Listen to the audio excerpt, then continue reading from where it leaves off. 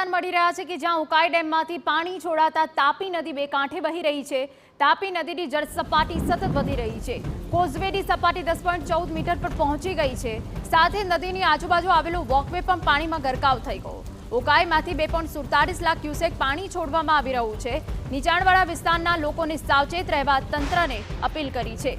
પરિસ્થિતિ પર તંત્ર સતત નજર રાખી રહ્યું છે।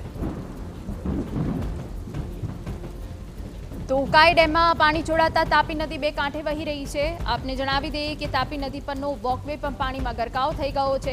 तापी नदीની જળ સપાટીમાં સતત વધારો આવતા तापी નદીએ રૌદ્ર સ્વરૂપ ધારણ કર્યું છે। પરિસ્થિતિ ઉપર તંત્રની ચાંપતી નજર છે। કાંઠા વિસ્તારોને સાવધાન રહેવાની સૂચના આપી દેવાઈ છે।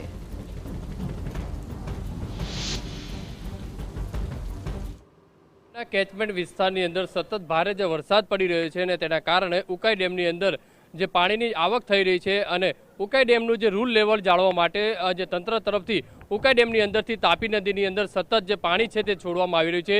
ગત રાત્રિથી ઉકાઈ ડેમની અંદરથી 2.5 લાખ ક્યુસેક જેટલું જે પાણી છે તે તાપી નદીની અંદર જે છોડવામાં આવી રહ્યું છે ત્યારે જોઈ શકાય છે અત્યારે તાપી નદીના આ જે રૌદ્ર સ્વરૂપ છે તે જોવા મળી રહ્યું છે।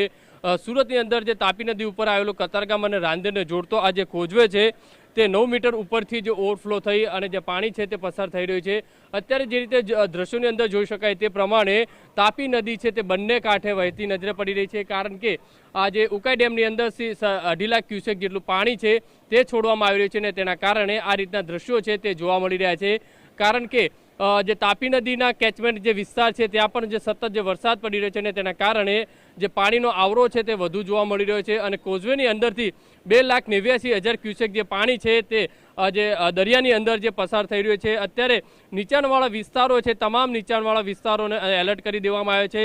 તમામ જે ઓવારાઓ છે તે બંધ કરી દેવામાં આવ્યા છે અને કોઝવે પર પોલીસ પણ તૈનાત કરવામાં આવી છે। અત્યારે જે રીતે જોઈ શકાય છે કે સહેલાણીઓ જે રીતે આ જે પાણીનો જે નજારો જોવા આવતા હોય છે અને તેના કારણે કોઈ દુર્ઘટના ન બને તેને ધ્યાનમાં રાખીને અત્યારે જોઈ શકાય કોઝવે પર જે પોલીસ છે તે તૈનાત કરી દેવામાં આવી છે।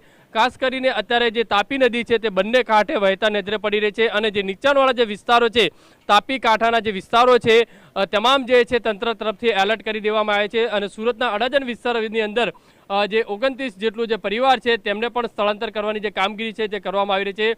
અત્યારે આ કોઝવેની જે સપાટી છે 9 મીટર 9.5 મીટરથી જે ઉપર આ જે કોઝવેની જે સપાટી છે ત્યાંથી પાણી છે તે વહી રહ્યું છે। રૌદ્ર જે સ્વરૂપ છે તાપી નદીનું જે છે તે જોવા મળી રહ્યું છે કારણ કે ચોમાસાની અંદર આ રીતના દ્રશ્યો છે તે જોવા મળતા હોય છે। હિલ સ્ટેશન જેવો નજારો છે તે આ કોઝવે ઉપર જોવા મળી રહ્યો છે અને લોકો છે મોટી સંખ્યાની અંદર આ નજારો નિહાળવા માટે આવતી રહ્યા છે।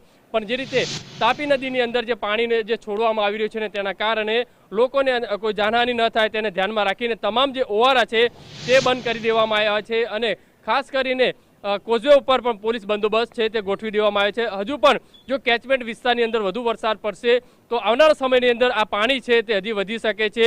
પણ જે રીતે તાપી નદીની આજુબાજુના જે વિસ્તારો છે ત્યાં પણ હજી પાણી ભરાવાની જે સ્થિતિ છે અત્યારે જોવા નથી મળતી। પણ કદાચ 3 લાખ ક્યુસેકથી વધારે જો પાણી છોડવામાં આવે તો નીચાણવાળા અડાજણ વિસ્તાર છે ત્યાં પાણી ભરાવાની જે શક્યતા છે તે તંત્ર તરફથી કહેવામાં આવી રહ્યું છે। કેમેરામેન સંજય ચંડેલ સાથે બલદેવ સુથાર, TV9 સુરત।